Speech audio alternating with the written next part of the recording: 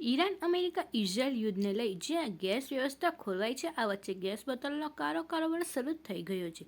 એક ગેસના બોટલ 2000થી 3500 રૂપિયાના બ્લેકમાં બોલાઈ રહ્યા છે. આ વચ્ચે અંકલેશ્વર ડીવાયએસપી ડોક્ટર કુશર ઓઝાની ચોક્કસ માહિતીના આધારે અંકલેશ્વર જીઆઈડીસી પોલીસની એક ટીમે આ સારંગપુરના મીરાનગર ખાતે આવેલા ગુપ્તા પ્રોવિઝન સ્ટોરમાં દરોડા પાડ્યા હતા. જ્યાં સર્ચ કરતા દુકાનમાંથી નાની મોટી ખાલી બોટલ 15 મળી આવી હતી.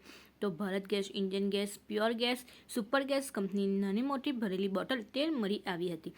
પોલીસે જે અંગે દુકાનદાર પાસે જરૂરી ગેસ બોટલના આધાર પુરાવા માંગતા દુકાનદાર ગલ્લા તલ્લા કરવા લાગ્યો હતો અને કોઈ પુરાવા રજૂ ન કરતા પોલીસે ખાલી તેમજ ભરેલી કુલ 28 બોટલ, વજન કાંટો અને નોઝલ પાઇપ મળી કુલ 21,880 રૂપિયાનો મુદ્દામાલ જપ્ત કરી ગુપ્તા પ્રોવિઝન સ્ટોરના સંચાલક ધનંજય ગુપ્તા વિરુદ્ધ ગુનો નોંધી વધુ તપાસ શરૂ કરી હતી. અત્રે ઉલ્લેખનીય છે કે અગાઉ પણ મીરાનગર વિસ્તારમાં ગેસ બોટલ રિફિલિંગ કાંડા ઝડપાયા ચૂક્યા છે. ત્યારે આ ગેસનો કારોબાર કરતા દુકાનદાર પાસે વિવિધ ગેસ એજન્સીની બોટલો કેવી રીતે આવે તે તપાસનો વિષય બન્યો છે.